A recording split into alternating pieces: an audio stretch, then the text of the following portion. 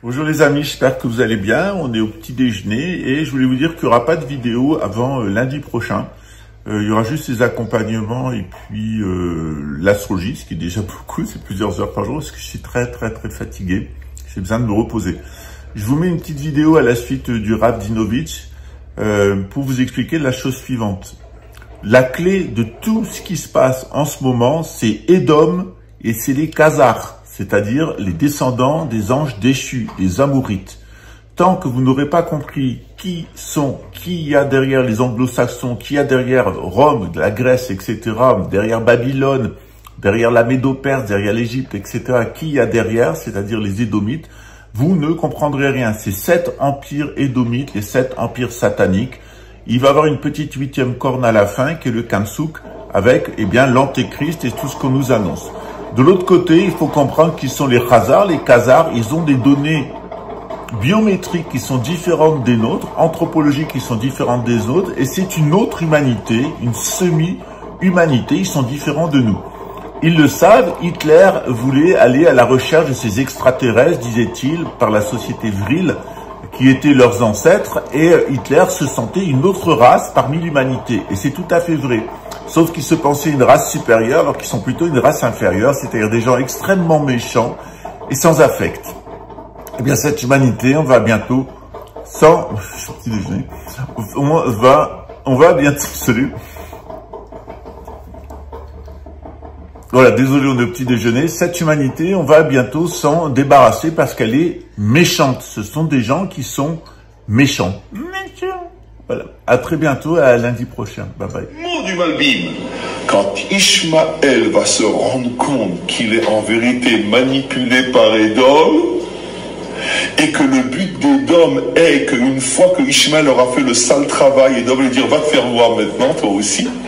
Parce que d'arriver un jour où Daesh, Al-Qaïda, etc. se rendent compte que finalement on se sert d'eux. À ce moment-là, qu'est-ce qu'il a choisi de le Malbim? Malbim écrit il y a presque 200 ans. Ils vont se retourner, ils vont s'entretuer, d'accord? Et qui va sortir vainqueur? L'homme, le vrai, Adam. Parce qu'à force de s'entretuer, ils vont nous foutre la paix. So high, my dream.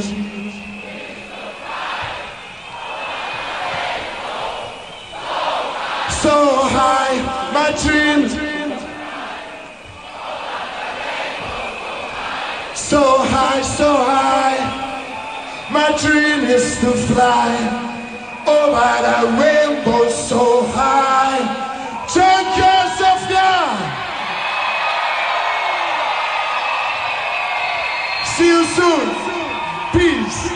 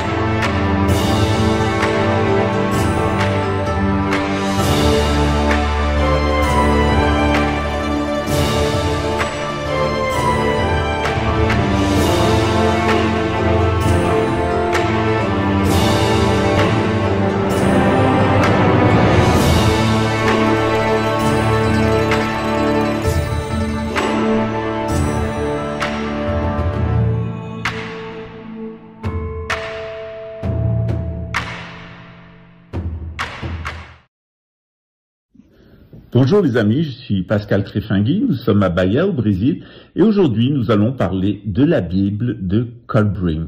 Qu'est-ce que la Bible de Colbrim? Eh bien, tout d'abord, c'est un texte de 1360 pages qui ressemble très fortement à la Bible de Jérusalem, mais qui présente deux grandes différences. Tout d'abord, nous avons le récit du déluge, du cataclysme antédéluvien, bien différent de celui de la Bible, puisque le texte nous dit qu'il est lié à une race destructrice qui n'est pas humaine. D'autre part, le texte nous annonce une apocalypse légèrement différente, avec une destruction du monde qui est elle aussi associée à une race extraterrestre. La Bible de Colbrim, ce sont 11 textes qui ont été retrouvés dans l'incendie du monastère de Glastonbury, dans le Wiltshire, près donc de Stonehenge et de Avensbury, qui, comme je vous l'ai dit plusieurs fois, est aussi le siège ancestral de ma famille. Que trouve-t-on dans la Bible de Colbrim? On trouve 11 parties, ai-je dit, 11 textes, dont 6 sont, les 6 premières parties, auraient été donnés par des prêtres phéniciens. Ces textes comprennent une cosmologie assez curieuse, des notions et des indications et des enseignements sur l'astrologie et un certain nombre d'indications en matière médicale. Ce sont les Phéniciens qui auraient apporté ce livre en Grande-Bretagne lors du commerce de l'étain et l'auraient remis aux druides celtes. Rappelons que Glastonbury est aussi l'abbaye dans laquelle était conservé le Saint Graal, c'est-à-dire le sang royal, le sang des descendants de Jésus. Cette Bible a été publiée au XVIIIe siècle. Elle est constituée de textes qui sont écrits, en égyptien, des textes qui sont écrits en hébreu, des textes qui sont écrits en grec. Bien entendu, on retrouve à peu près les mêmes descriptions que l'Ancien Testament. Mais, comme je vous l'ai dit, il y a deux grandes différences. Le récit et les causes du déluge avec Noé et l'annonce d'une destruction apocalyptique de la planète dont la responsabilité est due à un peuple dominé particulièrement cruel qui profiterait de l'imbécilité de toute une partie de l'humanité rendue à ses instincts les plus pervers de cupidité, de sexualité libidineuse et évidemment de cette volonté de s'accaparer de tout et de prendre son prochain pour son ennemi.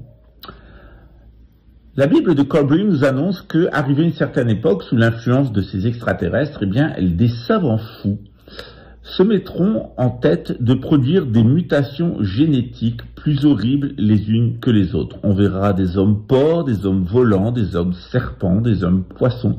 Toutes sortes de personnes paieront pour faire muter leur corps et devenir des monstres, ces monstres perdant rapidement la vie.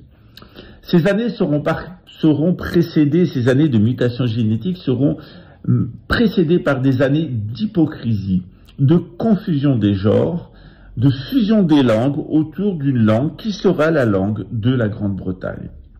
On nous dit que la Grande-Bretagne, le pays des législateurs, va conquérir le monde et puis imposer une fausse paix lorsqu'elle présentera au monde le dernier de ses dirigeants, un rouquin complètement psychopathe.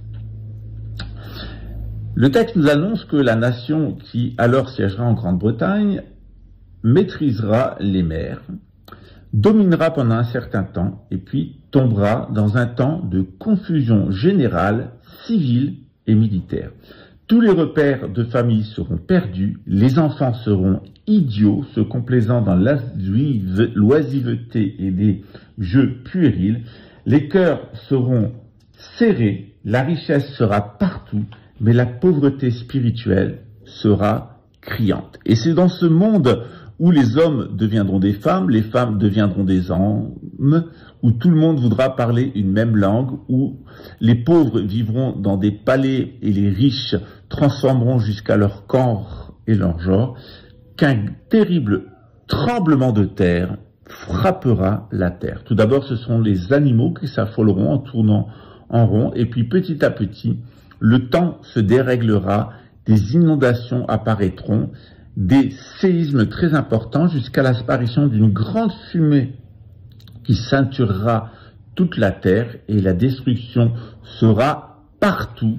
Les continents et les montagnes bougeront, des tsunamis gigantesques déferleront sur l'humanité et ça sera la fin du genre humain. Sauf quelques personnes, quelques élus qui auront été miraculeusement mis à l'abri et qui auront refusé les mutations génétiques, qui auront refusé de voir leur cœur se serrer et qui seront restés centrés sur l'amour des enfants, l'amour de la famille et la véritable richesse qui est la richesse spirituelle. Et vous, mes amis, est-ce que vous croyez à la Bible de Colburn? Vous pensez que c'est un faux? C'est à vous de vous positionner.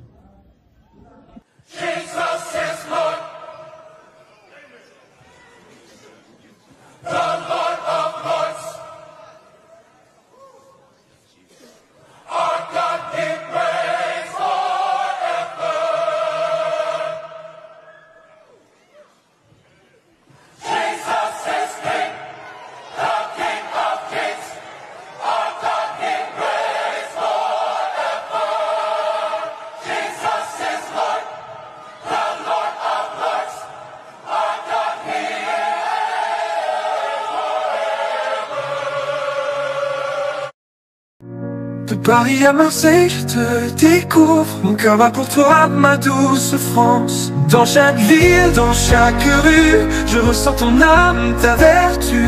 De Paris à Marseille, je te découvre. Mon cœur bat pour toi, ma douce France. Et chaque jour, je te chéris. Dans tes couleurs, je trouve ma vie. Ton histoire, ta beauté, je l'écris. Mon amour, ma France adorée. Dans tes bras je veux rester. Mon amour, tu es ma fierté. Ma France, je t'aimerai pour l'éternité. Pour l'éternité. Pour l'éternité. Pour l'éternité. Des champs de lavande au coup de bretonne, je suis envoûté, ton charme zone. Chaque coin, chaque recoin raconte une histoire, un doux refrain. Chaque jour je te chéris, dans tes couleurs je trouve ma vie. Ton histoire, ta beauté, je l'écris. Mon amour, ma France adorée, dans tes bras je veux rester. Mon amour, tu es ma fierté. Ma France, je t'aimerai pour l'éternité. Pour l'éternité. Pour l'éternité. Pour l'éternité. Pour l'éternité. Pour l'éternité. Pour l'éternité. La Seine murmure des secrets anciens. Les Alpes se dressent témoins sereins de l'histoire, de l'amour et de la paix. Pourquoi, oh pourquoi t'es si parfaite? Je vis ma vie dans ton éclat. Sans toi ici, rien ne va. Je vis comme ça dans ta lumière. Ma France, je suis fier. Et chaque jour, je te chéris. Dans tes couleurs, je trouve ma vie. Ton histoire, ta beauté, je l'écris. Ma France adorée, dans tes bras, je veux rester. Mon amour, tu es ma fierté.